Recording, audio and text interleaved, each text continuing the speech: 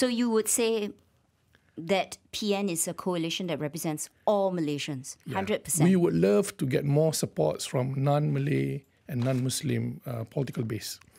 I think that's our major aim for the next 5 years, to prove to all Malaysians that we are not far right.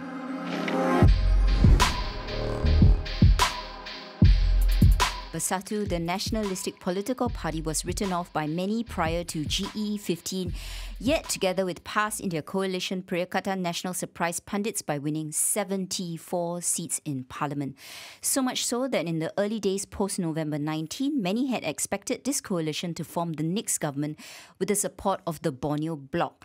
But as we know, that was not to be, and today we speak to Bersatu's youth chief as to what kind of opposition they will be. Welcome, Wan Ahmad Fayhsal. Now, this is a continuation of our youth series that we are having with all the young leaders of the political party. So thank you for coming in. But first off, are you disappointed, frustrated, and maybe angry that PN is not in government today?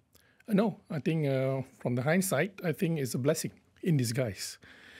Especially after we observe the encouraging result in Padang Serai. I think that's a blessing in disguise for us not to be in the government in cahoots with BN and Pakatan Harapan, with Zahid Hamidi especially. Why do you make such a strong statement? I mean, cahoots. And why do you think it's a blessing in disguise? I would like to quote again Muhyiddin's comment on the biggest electoral fraud had happened in last GE15. What he meant by that is that all the promises made by then Pakatan Harapan and Barisan Nasional were actually lies. But weren't the Agong actually encouraging all the political parties to come together to form a unity government? So are you saying that the outcome we have today is a fraud in the first place? No, that's not what I meant. I think Agong, His Royal Highness, has his way of doing things, and I think he's right to propose, but it's also our right to object in the first place. It's democracy, right? I mean, of course. So we made our choice not to be part of this government or this so-called unity government. Anyway, I disagree with the label used by the current government, which they call themselves as a unity government. It's not unity government, it's a mixed government. A coalition of willing, shall we call it that? The strange bedfellows. But you were also invited. I mean, Bersatu was invited, PAS was invited, but you rejected that, right? Yes. Okay. So now that you're clearly in opposition, what is your goal? I mean, what is your role? What is the future of Perikatan Nasional then? We are the government in waiting. You're so confident of that? Yes. Okay, so come GE16, you expect to win hands down. But 5 years is a very long time in politics, right? So in the meantime, how are you going to prove to the people who didn't vote for you, right? The rest of the constituents you didn't win, that you should be in power? Is that going to be driven very much by your policies or shadow cabinet, or are we just going to descend to more politicking that we saw prior to GE15? We made our bold statement and commitment by appointing Datuk Sri Hamzah Zainuddin as our opposition leader. That should speak volume. Where shall we be heading as a coalition? Yeah, I'm curious why you appointed him and why isn't Tan Sri Muhyiddin Yassin leading the opposition in Parliament? We want someone who has some sort of gravitas and also deep experience in government. Doesn't Tan Sri Muhyiddin have that? He had that. Of course, he is the most experienced of all. Yes. But Hamzah Zainuddin is an enigma by himself. Okay, so is he going to be the future leader of Bersatu? Is that what you're trying to imply? If you talk about seniority, he's up there. Okay. So then what happens to Tan Sri Muhyiddin Yassin? Is he not your candidate or PM candidate for choice when you come to GE16 then, if you say that Hamzah Zainuddin is the opposition leader in Parliament for PN? We shall wait for the series of party election. But as of now, he is our leader and our Prime Minister candidate. Hamzah Zainuddin. No, I mean Tan Sri Muhyiddin Yassin. So let's be clear with that, right? But going back to your role as opposition, now you say it's a fraud. So I'm curious, does this mean that behind the scenes we are going to have some plotting? Are we going to see another Lanka Sheraton Part 2? No. I think this is something that we must dispel because the commitment that we've made to the public and also to our electorates that we're going to be a responsible and dignified opposition. I'm very much gearing up to be a good opposition member. I'm the youngest in the team anyway. So with some of my experience back then as a part of government, I shall use it wisely to keep in check and balance on our current government that we have today. So I think we have a mixture of new and experienced MPs, and it shall be interesting because we do have some experience governing. Of course you do, because you were in government after Langkah Sheraton. But I want to come back to that in a moment. But I want to ask you about your campaign, the GE15 campaign. And, kudos for doing so well. Nobody really expected you to get 74 seats. And it was a very well-funded one. So I've read reports that Dato Sri Anwar appears to imply that PN's election funds were partly from gaming companies involved with special draws. What do you say about these allegations? I lodged a report against that accusation. I think it's merely a baseless accusation. Dato Sri Anwar Ibrahim, be it as a Prime Minister or Minister of Finance, have to come forward with proofs. Okay. But then where did the money come from all the campaigning that you did run? I mean, and they were very slick. They did, for a relative new party, you only were founded in 2016. You have a much smaller membership base. So where were the funds? Who funded all this? We do have our supporters. I mean, I ran in Kelantan, where PAS is the leader or one of the major, the driving force there. And the culture in Perikatan Nasional is very much grassroots-based party, meaning to say people contributed to our struggle. And this is very evident in where PAS is one of the major blocks in Perikatan Nasional. But even in the Klang Valley, Perikatan Nasional was very visible. You had huge signboards. These cost millions of dollars. So are you saying the grassroots support is so generous when it comes to funding PN? Partly, of course. I mean, can't deny that there are perhaps other private donors that contributed to our campaign. Okay. Yeah. Are you willing to disclose these donors? Are they all above board? Because we are supposed to have a financing bill eventually, right? Yeah. Once that came into being, I believe we must be transparent about that. Yeah, I'm looking forward for that in Parliament. Okay, and then coming back to the elections, right? You say that it was a fraud, but at the same time, why weren't you ultimately able to get parties like GPS or GRS to agree to join PN and be open about their support? Okay, well, this is a very interesting story. Things happen anyway. Yes. And we respected their decision. And we move on from there because I do understand the predicaments from the Sabah and Sarawak-based parties. Yes. Why they have to do or make such move in order to stabilize the government. But for us in Semenanjung, I think we have to respect our electorates. What we have promised to them, our narratives, our campaigns, we cannot violate that. I think that's the reason why we are here today.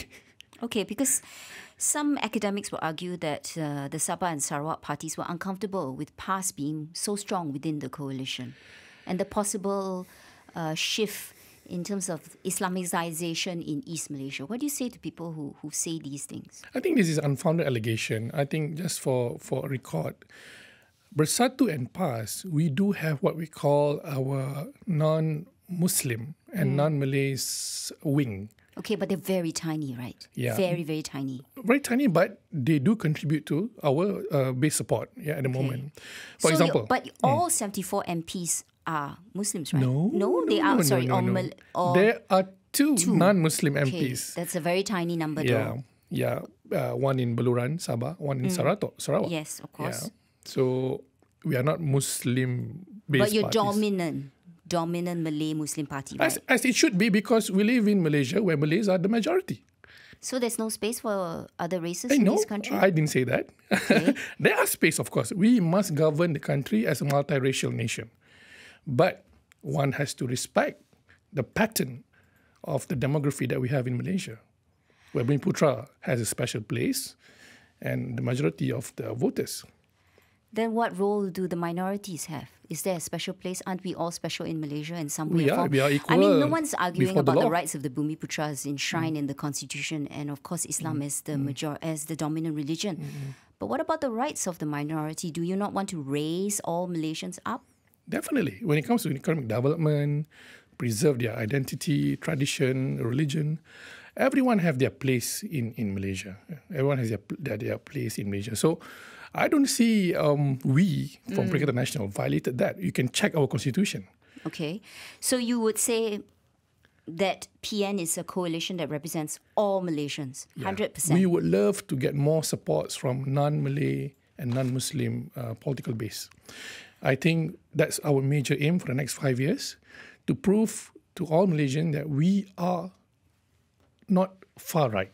Okay, but then I'm confused because, what do you say about these racial religious rhetoric that isn't, of course, new to general elections, but was amplified via social media? We did see, a lot of TikTok videos that warned of repeat of May 13 invoking unnecessary fear. Do you vehemently oppose such social media posts? Oh yeah, of course. As a former Deputy Minister of National Unity, I abhor that. Okay, so if you find, or it is found that any PN supporters are behind this fear-mongering and also illegal posts, would you definitely put your foot down and say this is against what PN stands for? We took an immediate and decisive action against any campaigner during the election who made such vulgar remarks on among Muslims. For example, there was a ustaz in Kedah who said that whoever did not vote for PN, they are bound for hell. So we removed him from the party. Okay. But at the same time, right, PAS, major coalition partner to PN, hasn't always seemed to sing that same tune. In August this year, PAS President Tan Sri Hadi Awang stated that non-Muslims and non-Bumiputras were at the root of corruption, and then accused DAP of promoting Islamophobia and preventing PAS from being in power. And throughout all these accusations, PAS has been quiet. Why? Well, I think they made that remark based on a certain academic study. I think that's a very broad generalization, you're right? And I personally disagree with that kind of generalization. Yeah, and it was a very small study, by the way. Yeah, you're right. The sampling might be problematic, but yes. But he has his point in terms of raising that issue when it comes to, for example, illicit activities in our economy. Okay, but the largest corruption case that we have in Malaysia is 1MDB, and that that was it's a multiracial endeavour. Yeah, Cholo, but Malaysia. yes, for sure, but it was committed very much by the convicted ex-Prime Minister of Malaysia, I who's agree not with you. Chinese. Yeah. So I don't think we can make broad statements as to I who's agree. guilty of corruption and not, right? It is an endemic problem worldwide. Yeah. Yeah. So I want to know, why doesn't Bersatu say anything when PAS leader makes these statements, which are inflammatory and also not true? We did discuss in the meetings, of course, and of course, Bersatu being one of the components in Perikatan Nasional, we try our best to moderate things, so that at least the people out there know that in Perikatan Nasional, we are all for building a multiracial nation. Despite statements like this coming from PAS. Yeah, we corrected them in the meeting. But not publicly. Well, here I am to say things that should be said earlier by our leaders. Yeah. Now, I want to go back to your comment about checking PAS. Now, is this really possible? Because when you look at how many seats PAS did win, they won 49 out of 74 seats. Now, usually the party that has the most seats is the most dominant one, which is in this case PAS. So basically, are your hands tied even though they may say things that contradict Bersatu's constitution, that aren't exactly friendly to all races and religion in Malaysia? Oh, no. I think, let me correct the word. It's not checking PAS because in Perikatan Nasional, the way we govern the party is based on consensus. There's no such thing as Abang Besar like in Barisan Nasional, where UMNO takes the lead for every post there. So every party within PN is equal. Gerakan is equal, Bersatu is equal, PAS is equal. And we made our decision based on consensus. So in that respect, I think, like for example, PAS, they have the first right to appoint or to name their opposition leader, being the largest party that has their largest number of MPs. But out of respect and also discussion for the betterment of the party, they nominated Datuk Sri Hamzah Zainuddin. By right, they should be leading. Yeah, so then who calls the shots? Because you can't always run a coalition based on consensus, right? So who's really in the driving seat? Well, honestly, both of, PAS, Bersatu, Gerakan, and SAPP. There's still SAPP there. I've seen how things are being discussed and decided, and it was very much mutually decided by all of them. So what have you all mutually decided to be as an opposition bloc? What are your priorities? Definitely how to ensure Malaysian economy are back on the right track. Okay, so cost of living issues. Yes. Foreign direct investment, Yes. capital markets. Okay. Jobs. All right. I'm going to come back to that. But I want to ask you about the shadow cabinet. And I am really looking forward to it because past Info Chief Khairul Nizam said that you'll be forming one. And I think that's good news because it ensures a robust democracy, right? So we can compare coalitions and parties based on policy rather than personality politics. So when are we going to see this lineup?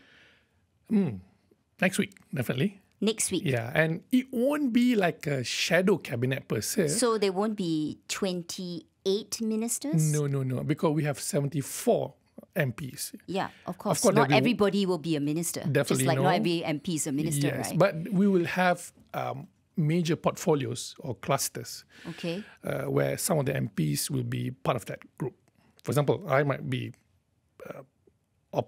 joining defense, maybe youth and sports, and environment. So 2 or 3 MPs will be assigned to a ministry. Is that how it Yes, works? yes. Are you headed for a bigger role this time since you are a full-fledged MP?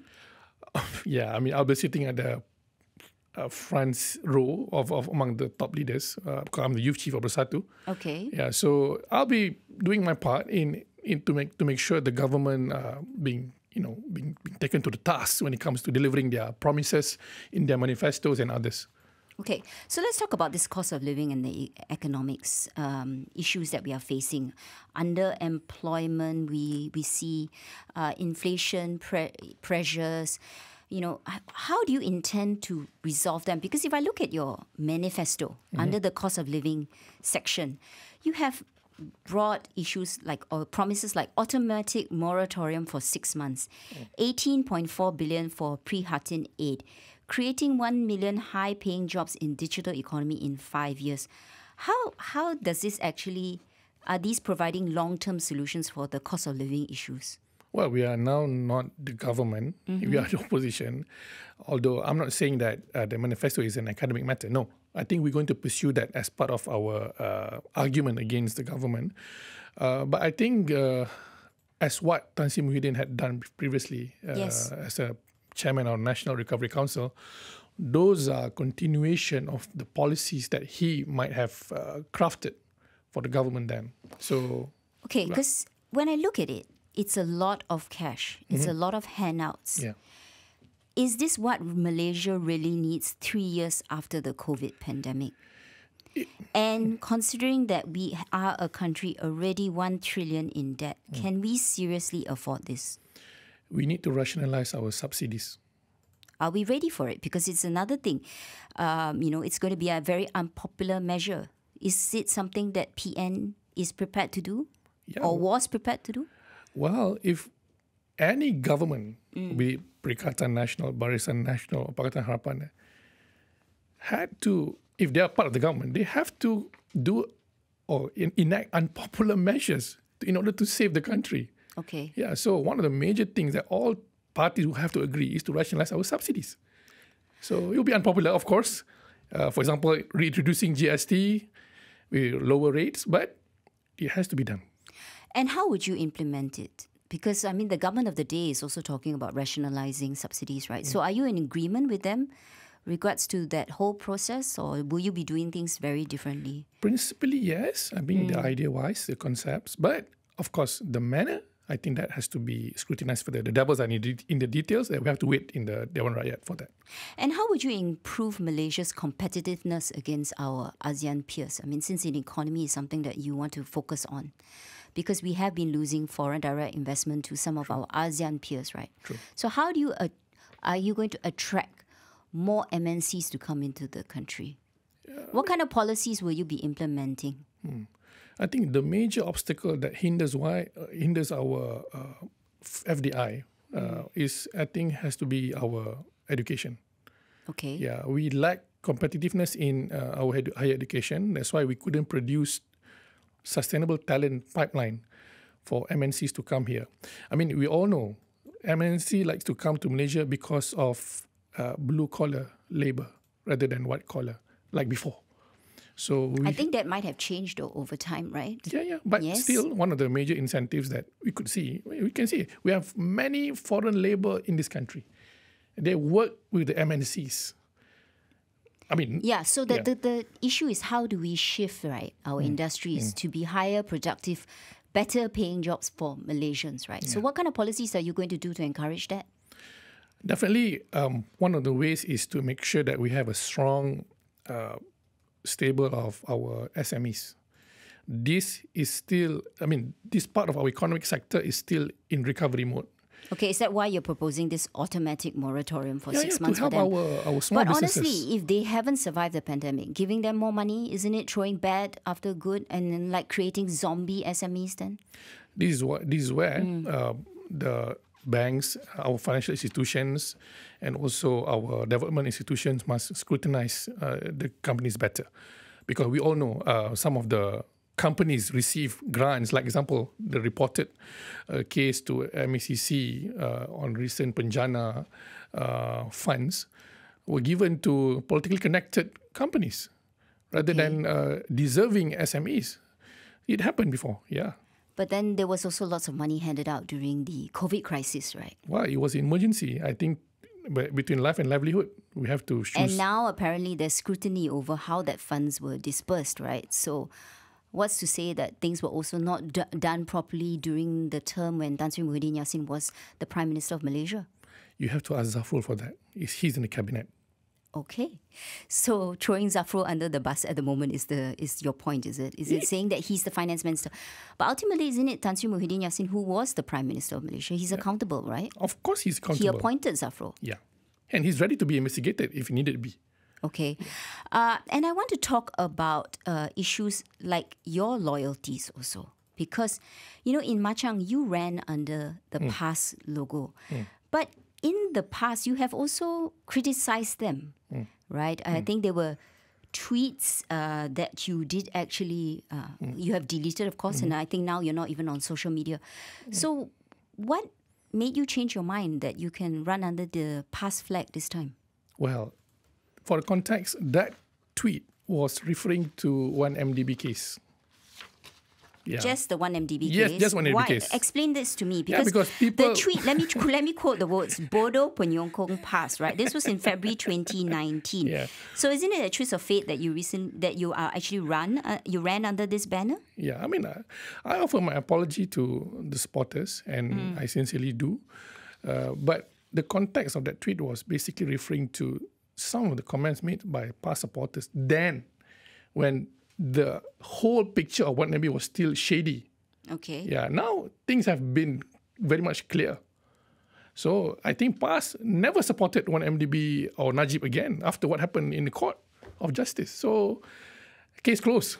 So case closed and PAS has forgiven you for this? Yes. If not, I cannot win in Machang if PAS did not forgive me for that. Okay, that is partially true. Now, I want to ask you about your term as an MP. First term. And so what are the issues that you hope to champion for the 110,000 residents of Machang? Development, accessible development, and also jobs creation. Okay. Yeah. Now, it's mainly an agriculture centre, correct me if I'm wrong. So how are you going to develop jobs there? What kind of opportunities are you going to provide? Or is it just a lot of lip service? Machang is a very strategic parliament. It sits in the middle of Kelantan. Everyone has to pass through Machang in order to go to Kota Baru, vice versa. So Machang has the potential to be a logistic hub in the East Coast. Okay. And this seat was allocated to you, or did you choose it? Or is it because you knew, if I ran under the PAS flag, I can win this seat rather easily? Remember, I had to go against the Kelantan UMNO chief. Yes, for sure. Who has a lot of money and 2 terms MP. Okay. Yeah, so it was not an easy Bersatu seat. also had ran a very well-funded campaign. Yeah, but not me. I'm a newbie. I'm not like Khairy Jamaluddin. I mean, who had been there in minister, having Isam Libra and others. So I came in with my body, with my ideas, and thank God I did well in terms of my campaign, because with my promises and also I think with my energy and vigor, Alhamdulillah, I mean, I made my mark. I left my mark there. So are you saying that you won Machang based on your campaign, on your own personality versus the PAS logo? How do you think the people voted in Machang? For you as a person or for PAS as the party? Both. I think they wanted a younger rep who has more ideas and experience in the government. I had that when I was a deputy minister. And also being... For a short period? For a short period, but good enough to convince them. And alhamdulillah, I used that in my campaign. And of course, the previous MP then, in comparison to other parliaments like Tanah Merah, Pasir Putih, even Jeli, despite being a former deputy minister of rural development, he did not manage to develop Machang as others. So you're going to make a big difference? Hopefully. Okay. But do you also see your role as playing the protector of Machang? I mean, these are your famous last words, right? You have said Malays need a protector and are not ready to embrace a full-blown liberal democracy yet. I mean, does this not sound patronizing? No, I think... and what makes you the right person to play the protector role if it's needed? No, it's not me. I mean, it's a collective effort of the Malays, I think, who needs... Well, I don't like to use the needs, but why they voted for Perikatan Nasional in the first place? Why not Pakatan Harapan? Why we got the largest share of Malay votes in last election? Well, some people will say it's a vote against Barisan Nasional, right? That's true. Yeah. Why not to Pakatan Harapan then? Okay. That's the issue.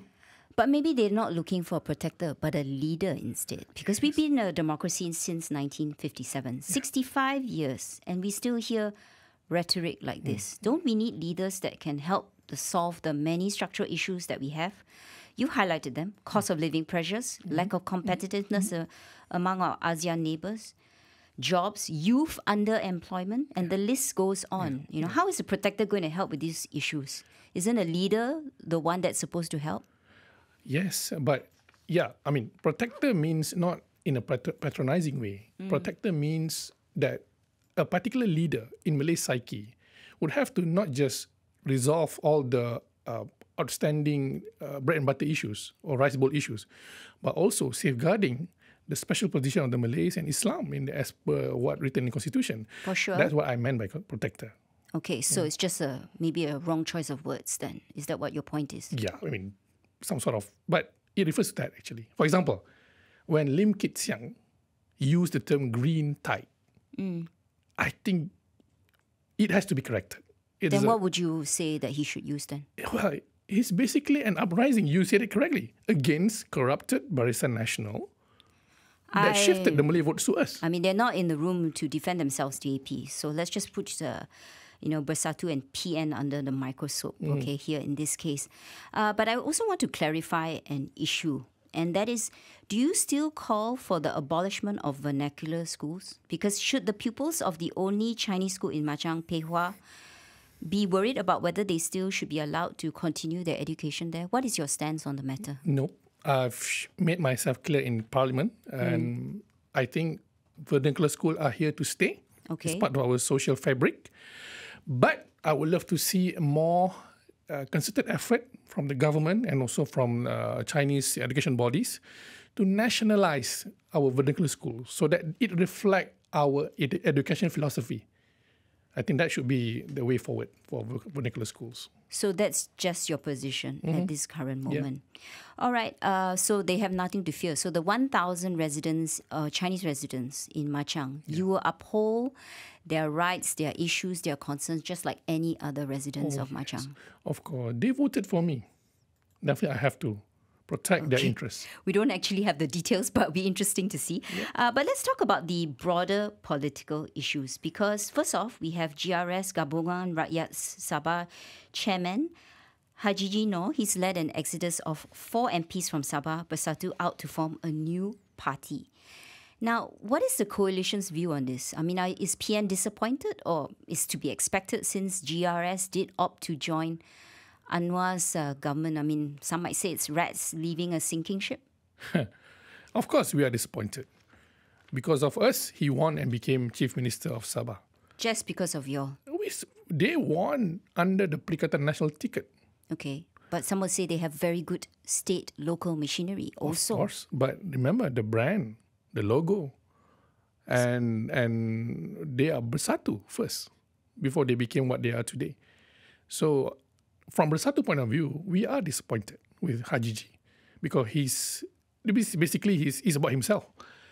Retaining his as a chief minister. I mean, that's what he's trying to do now. We cannot stop them. They made their move, but we have to express our disappointment with what happened in Sabah. So do you think then the anti-party hopping law should apply to them? Should there be fresh elections or should it be left to the Speaker of the House to decide the outcome? We have to wait and see how December 19. Yes. How the new speaker shall react to it. Yeah, we will write a letter to the speaker to explain our position with regard to the 4 MPs who used to be Bersatu member, which they claim now they are directly member of GRS. I'm not sure whether they backdated or what, but as far as we know, they were Bersatu members when they contested under GRS. And come December 19, right? That's the first session of the 15th term of Parliament. Are we going to expect any fireworks from PN? Because we're going to see the first vote of confidence for Datuk Sri Anwar's prime ministership. Yeah, I think I'm not too concerned about the vote of confidence. I'm more interested to see how the voting for the speaker would result. Okay. Yeah, that would be more interesting. So do you have a candidate in place? And who is it? We've named Tan Sri Razi. Okay. Yeah. We'll see. It'll be interesting, right? Yeah. Because the Speaker of the House has enormous power and influence, and we saw that in the last administration. Of course, questions about whether it was fair. But let's talk about state elections. They're next. Your past leaders seem to be in favour for calling it early. Are you all ready? Is that what you want? We are ready. You're ready? Yeah. So when can we see the timeline? Because there are 6 states, right? Selangor, Penang, Terengganu, Kelantan, Negeri Sembilan and Kedah. For Perikatan Nasional, it has to be either before Raya or after Raya. And do you think you can win confidently? Which states? I think we're going to have a good result in Kedah, Terengganu and Kelantan. Okay. And what will be the themes or the policies that you'll be running on? Because you haven't done so well in the last 2 major state elections, right? Which is the case of Malacca and Johor. So how confident are you in... Maybe Kelantan, Terengganu, I'll give it to you. What about Negeri Sembilan, Selangor, or even in Penang? Yeah. This is where I believe Perikatan Nasional has to buckle up in terms of our positioning, policy, that not only serve the Malay majority, but also Malaysians at large. Selangor and Negeri Sembilan will be interesting battleground. How the idea of Perikatan Nasional on justice, fairness can be translated into votes. So it's a big task for us to really craft a good campaign, and hopefully the voters there would, choose us over others. Yeah. Okay, but will the rhetoric change then? I think it will. So what we saw during GE15, there'll be less rhetoric with regards to race and religion? Because we saw a ratcheting of that up, right? First and foremost, I think we must... And independent media agencies did point that out. Yeah, I mean, when it comes to politics, in Malay Muslim community, one cannot separate religion from it. Because it is part of our political philosophy. I mean, in Quran, in the prophetic saying, there are many references to that. So one cannot be secular in our approach in campaigning. Of course, bread and butter issues are nothing to do with religion. Yes. Yeah? It affects everyone. Yeah. But when it comes to choosing a leader, one has to go and observe ethical issues in first place. And ethical issues are in the realm of religion. For example, when we campaigning against corruption, we have to use Quran and the prophetic sayings as argument to convince the Muslim voters why you can't choose a party that is riddled with corruption cases. But I would say that Dato Sri Anwar Ibrahim also says the same thing during his campaigning, right? Yeah. So that's a common theme among parties like this. Yeah, true. So what's the difference? I think we are more consistent and we are more honest in our approach in campaigning. Okay. And as we all know now, Anwar and Zahid, they have pre-election pack already in place. I'm not sure about that. They're not in the room to confirm or deny that. I can assure you of that. Are you saying that's the case? Yeah, that's the case. That's the case. And it has been confirmed by Saifuddin Nasution in the very first place after election. I think there were always discussions, but I'm not sure about that point. On that note, thank you for your time. Today on the Breakfast Grille was Wan Ahmad Fayhsal, Bersatu Youth Chief and MP for Machang. I'm Wong Xiaoning, BFM 89.9.